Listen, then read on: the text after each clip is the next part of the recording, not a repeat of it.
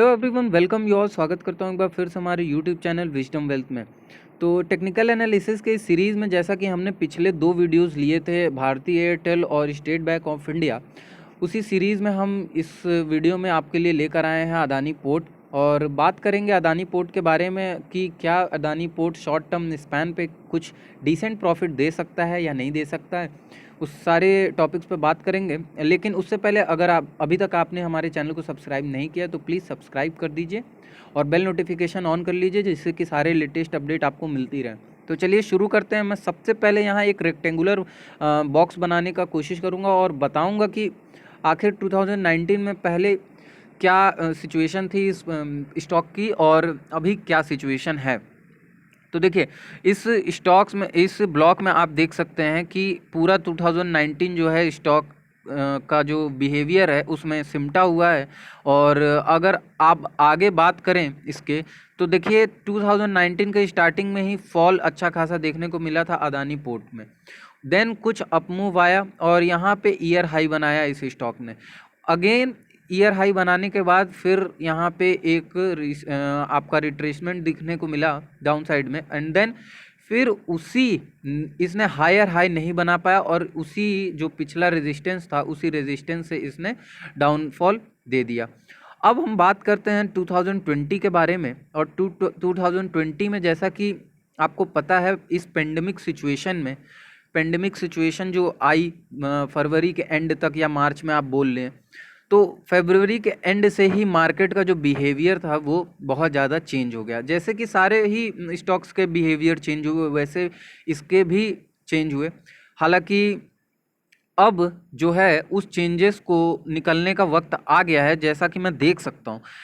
देखिए, ये green line जो है, ये ग्रीन लाइन 200 मूविंग डेज का एक्सपोनेंशियल मूविंग एवरेज लाइन है। और उसके बाद ये अगर बात करें, ये दोनों लाइन जो है वो 50 डेज मूविंग एवरेज की है और इधर जो है ये आपके 20 डेज मूविंग एवरेज।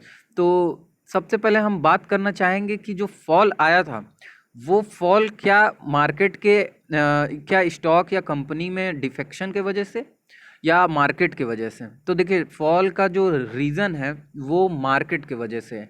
कोई भी कंपनी में ऐसा कुछ न्यूज़ नहीं था जिस टाइम कंपनी जो गिरावट आई थी। छोटे मोटे न्यूज़ हर कंपनीज में आते रहते हैं, छोटा मोटा अफेक्ट हर कंपनीज में होता रहता है। 1-2 दिन में शॉर्ट फॉलिंग आती है, उसके बाद फिर गेन होता है, फिर शॉर्ट होता है, फिर गेन होता है।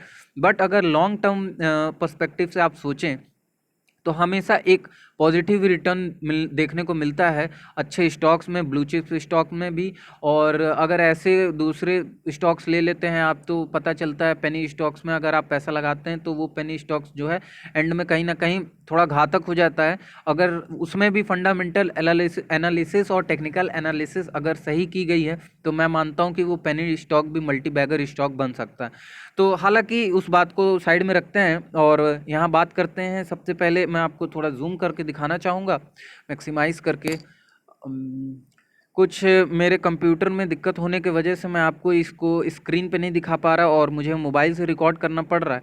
हालांकि जल्दी ही मैं कोशिश करूँगा कि ये जो दिक्कत है वो दूर हो जाए और आपको अच्छे से व्यू देखने को मिले।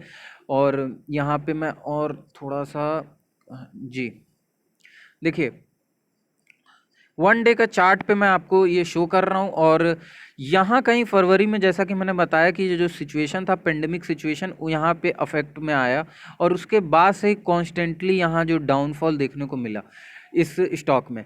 नाउ अब मैं ये बताना चाह रहा हूँ कि कुछ दिनों से मैं इस स्टॉक को अपने वॉच लिस्ट में लगाया हूँ और ना यहाँ पे एक न्यूज़ हालांकि अब आई थी बीच में कि जो पोर्ट्स हैं जहाँ पे लेन देन बंद हो गया था, बाहर की जो भी पोर्ट से हमारा इंपोर्ट एक्सपोर्ट हो रहा था, वो शायद अभी कुछ दिन के लिए, जब लॉकडाउन हुआ था पहला लॉकडाउन, तो आपको याद होगा कि सारी चीज़ें बंद हो गई थी। तो उस सिचुएशन में एकदम ज़्यादा फॉल आया था। एंड देन जब चीज़ें धीरे धीरे शुरू हुई, लॉकडाउन 2 लॉकडाउन 3 से जब रियायतें मिलना शुरू हुई, तो अब उसके बाद जो है इसमें एक एक्सपोनेंशियल अच्छा मूव देखने को मिला। ठीक है, तो अब यहाँ बात करते हैं कि क्या हमको इस टाइम, इस वक्त जब ये एक अच्छा मूव अप मूव देते जा रहा है तो हमको क्या ब्लाइंडली इसमें पैसे लगा देने चाहिए? बिल्कुल नहीं, मैं एकदम इसके फेवर में नहीं हूँ। मैं हमेशा बोलता हूँ कि आपकी हार्ड अर्न मनी है, खून पसीने की कमाई है। स्टॉक मार्केट में जब भी आप आओ तो हमेशा एक फंडामेंटल एनालिसिस और एक टेक्निकल एनालिसिस को थोड़ा सा ही सही लेकिन मजबूत करके आओ, वरना मैं बोलूँगा आप एफडी कर दो। सीधी बात, पैसा जाने से बढ़िया पैसा कुछ दो पैसे आएंगे ही, 5-6% के जो एफडी पे, लेकिन आएंगे सही। लेकिन इसमें क्या है, इसमें रिस्क है, हाई रिस्क है। आपको कंपनी के मैनेजमेंट पे अगर भरोसा है तो आप पैसा, मैं ये नहीं बोल रहा कि आप एकदम ही मत लगाओ। मैं तो ये इवन ये भी बोलूँगा कि अगर आपको कंपनी के मैनेजमेंट पे, अपने एनालिसिस पे, अपने फंडामेंटल, अपने टेक्निकल एनालिसिस पे भरोसा है तो मैं कहूँगा कि अच्छे खासे भी अमाउंट से आप इसमें एंटर कर सकते हो। But in short term span अगर आप तुरंत डालते हो पैसा और तुरंत कुछ एक्सपेक्ट करते हो तो मैं बोलूँगा कि दैट इज़ बस गैम्बलिंग है और क्या। तो खैर, बात करते हुए आगे चलते हैं और देखते हैं कि तो फिर ये जो स्टॉक है इसने कॉन्स्टेंटली अप मूव दिया। अब जो मेरी स्ट्रेटेजी है वो ये है कि एक बार यहाँ से ये जो अप मूव आया हुआ है, उस अप मूव में ये स्टॉक एक बार 200 डेज के ईएमए को, यानी कि एक्सपोनेंशियल मूविंग एवरेज को टच करके अगर ब्रेक करता है अपसाइड, तो मैं एक अच्छा खासा पोजीशन इसमें बिल्डअप करूंगा।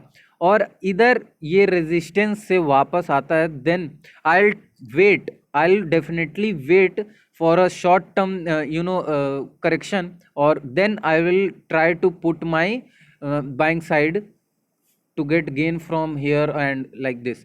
तो यहाँ पे अभी क्या करना है आपको, बेसिकली कि आपको वेट करना है अदानी पोर्ट में।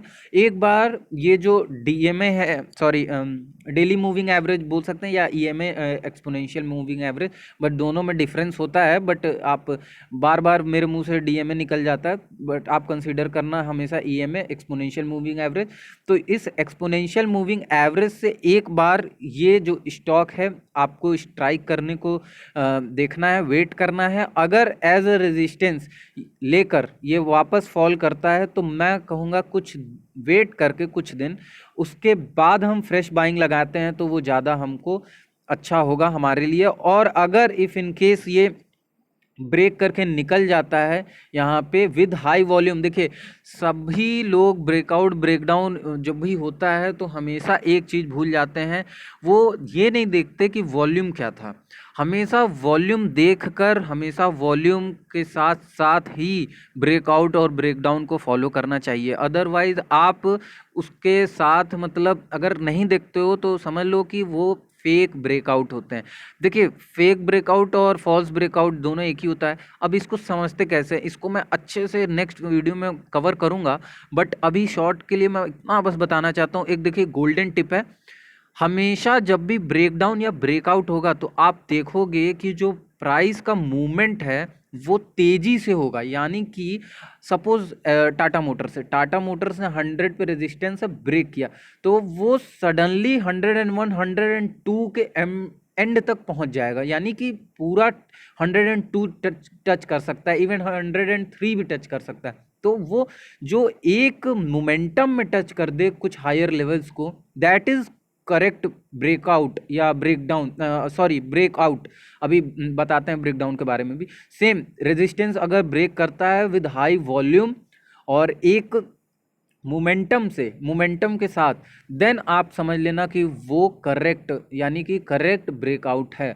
अदरवाइज आप समझ लेना अगर कोई भी ब्रेकआउट होता है और उसके बाद प्राइस मूवमेंट ही नहीं है एकदम उसमें, तो समझ लेना कि वो दैट इज़ फॉल्स ब्रेकआउट, और वो केवल ट्रैप करने के लिए आपको किया गया है। किसी भी इंस्टीट्यूट या किसी भी जो भी ऑपरेटर हैं वो करते हैं, ठीक है। तो ये चीज़ आपको, और सेम साइड अगर सपोज कोई सपोर्ट है, सपोर्ट अगर टूटता है, सपोज ऐसे ऐसे सपोर्ट अगर ब्रेक होता है, तो अगर फास्ट सपोर्ट ब्रेक हो रहा है तभी आपको उसमें ट्रेड करना है।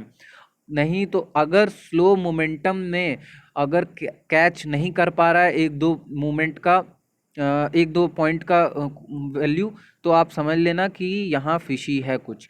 तो ये चीज़ को आपको समझना पड़ेगा। और इस वीडियो में बस इतना ही। बस अदानी पोर्ट में मैं बोलूँगा कि आप थोड़े दिन वेट कर सकते हो और उसके बाद एक अच्छा रिस्क रिवॉर्ड के साथ विद प्रॉपर एसएल इन्वेस्टिंग में भी शॉर्ट टर्म स्पैन में आप एक प्रॉपर एसएल डाल के उसके बाद इसमें इन्वेस्ट कर सकते हो। बस एक बार ये ब्रेक कर दें और उसके बाद हम लेंगे। और अगर और आगे बात करें तो ये ब्रेक करने के बाद एक हो सकता है मे बी फॉल दे सकता है कुछ लेवल्स पे आने के बाद, यहाँ इस लेवल्स पे, और देन फिर वहाँ से बाइंग एक अपॉर्चुनिटी जाएगी। और अगर नहीं ब्रेक कर पाता है तो यहाँ से रेजिस्टेंस लेके नीचे आएगा और हमको एक अपॉर्चुनिटी मिल सकती है वापस इसमें घुसने की। तो ये थी इस वीडियो में कहानी। और अगर बात करें आपके इन्वेस्टिंग जर्नी की, तो मैं चाहूँगा कि आपको अच्छे से अच्छे फंडामेंटल एनालिसिस करनी चाहिए, टेक्निकल एनालिसिस करनी चाहिए, जिससे आप और स्ट्रॉन्ग बेस करके और कोई भी स्टॉक्स पे इम्पैक्ट करें अपना अच्छा से अच्छा। तो इस वीडियो में बस इतना ही। और प्लीज़ अगर वीडियो अच्छी लगी हो तो लाइक करिएगा, सब्सक्राइब करिएगा और शेयर करिएगा अपने दोस्तों के साथ।